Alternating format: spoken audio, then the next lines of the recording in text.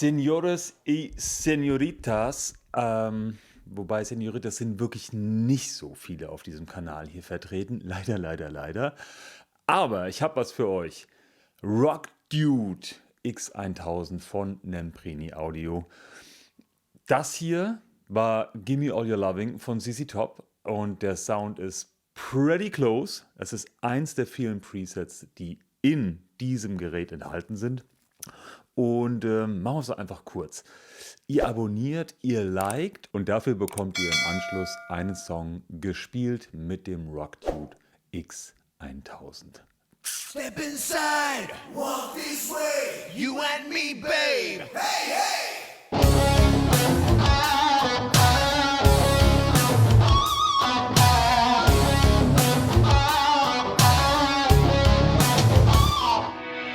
Love is like a bomb, baby, come and get it on. Living like a lover with the radar phone. Looking like a tramp, like a video bam. Demolition woman, can I be your man?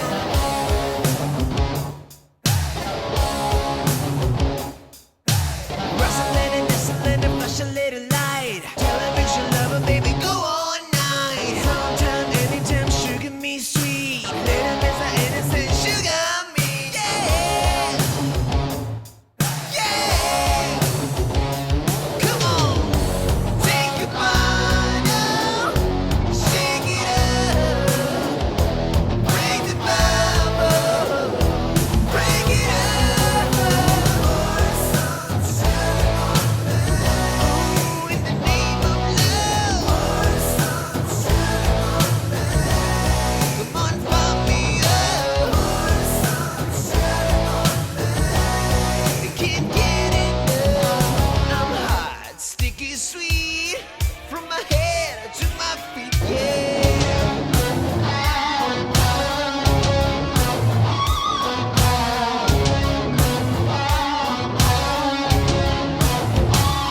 Listen. Def Leppard, eine der Bands, die in den 80ern dazu bereit war, ein Experiment einzugehen, nämlich zusammen mit dem Produzenten Mutt Lange auf Amps zu verzichten. Richtige mikrofonierte Amps im Studio, weil es gab eine neue Erfindung. Es gab den Rockman.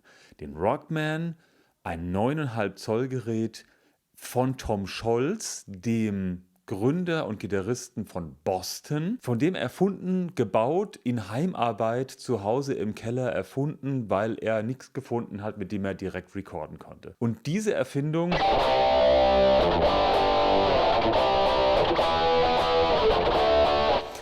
die revolutionierte auf einmal alles. Denn man konnte relativ easy, ohne großen Aufwand, Ideen festhalten. Das auch noch so, dass es frequenzmäßig auf einmal direkt dahin gehörte, wo man sich als Produzent die Gitarre wünschte. Def Leppard waren die einen. Dann war der gleiche Mutt Lange Produzent auch von Bryan Adams. Und auch da hört ihr diese Sounds. Und so gibt es einige von den Leuten damals, die gesagt haben, okay, wir gehen mal neue Wege. Was ich mich entschlossen habe heute, ist auch einen neuen Weg zu gehen. Ich möchte nämlich mit euch nicht durch die einzelnen Presets gehen, sondern ich möchte mit euch eigene Sounds erstellen. Deshalb folgt mir gerade auf die andere Seite und wir schauen uns mal an, wie denn das Plugin überhaupt ausschaut.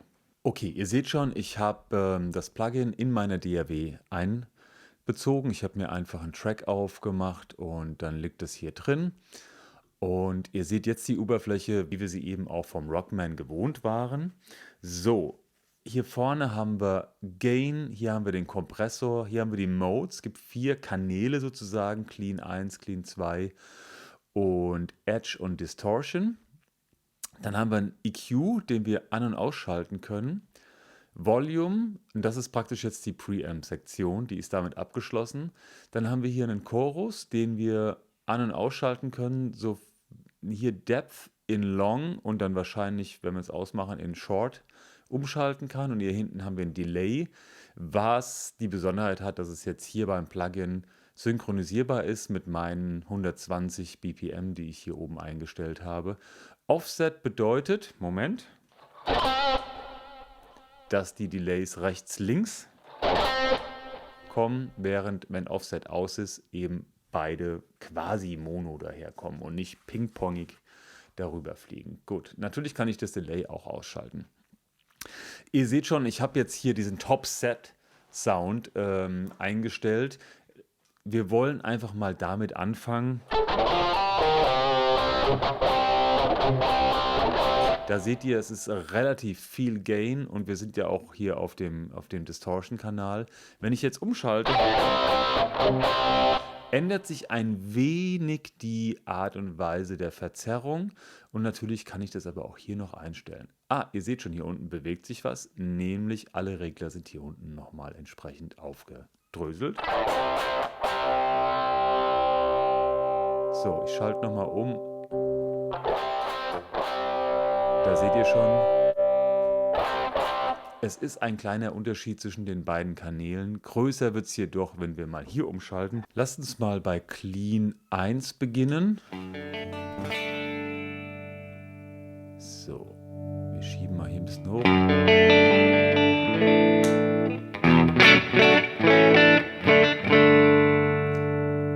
EQ rein. So, und jetzt gucken wir, was der Kompressor macht. Der ist richtig krass. So. Bis hin zu, der bläst euch einfach weg bei jedem Attack.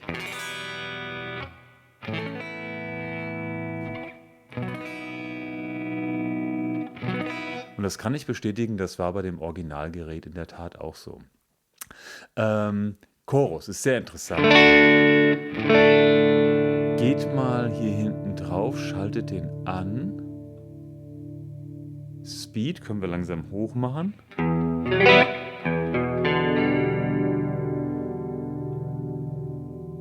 Geben wir ihm hier vorne noch ein bisschen mehr Grid. Und ihr wisst schon, wo ich hin will. Jetzt passt mal auf, wenn ich hier auf Long schalte.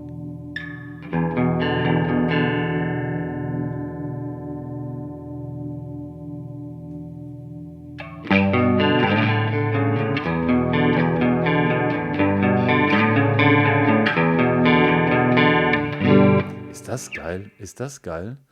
Und natürlich können wir das Ganze noch ein bisschen toppen, indem wir hinten das Delay anmachen.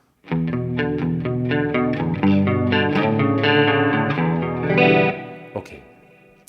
Clean 2. Ich mache mal wieder Chorus aus. Kurz den Unterschied Clean 1, Clean 2. Hat ein bisschen mehr unten rum.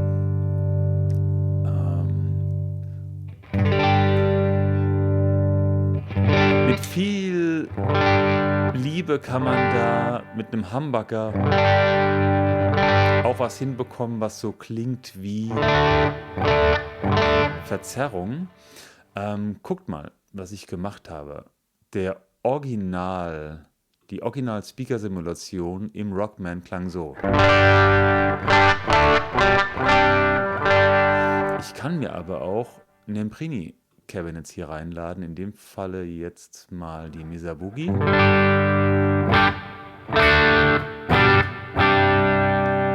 kann dann hier noch mit verschiedenen Mikrofonen spielen.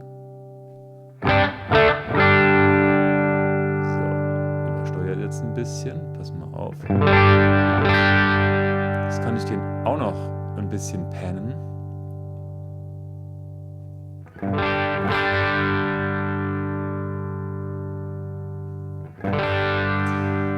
So, und jetzt machen wir hier vorne nochmal den Herrn Chorus an.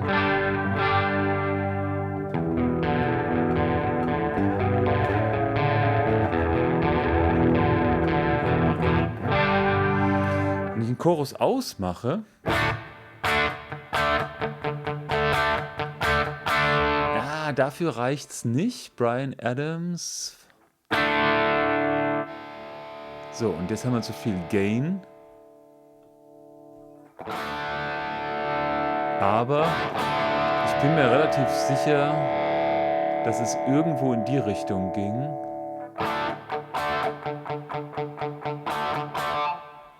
Wir haben jetzt, lasst uns doch mal den Hall ausmachen, den haben wir nämlich auch noch. Oder einfach ein bisschen vom Mix runter.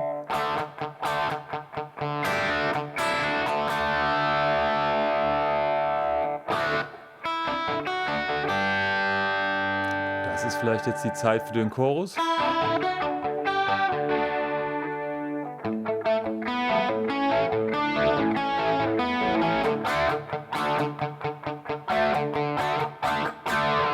Also, ein Riesenspaß.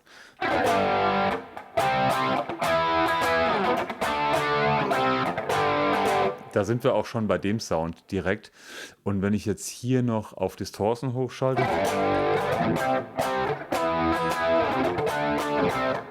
noch ein bisschen näher am Boston Sound dran. Jetzt kommt nämlich der Kompressor noch geiler rein.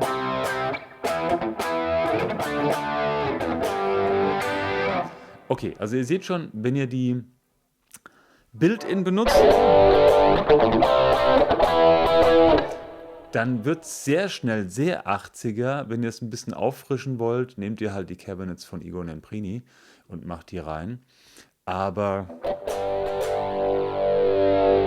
das ist halt sehr mittig und das kommt im Mix richtig gut.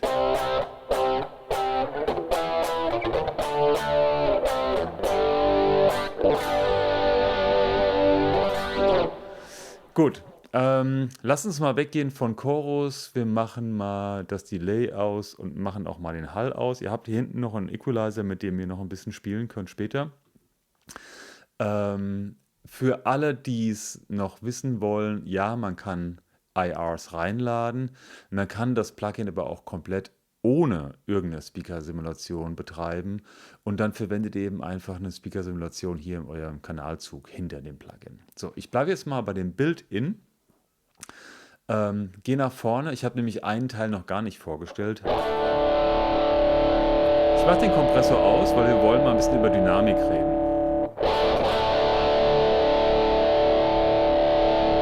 So.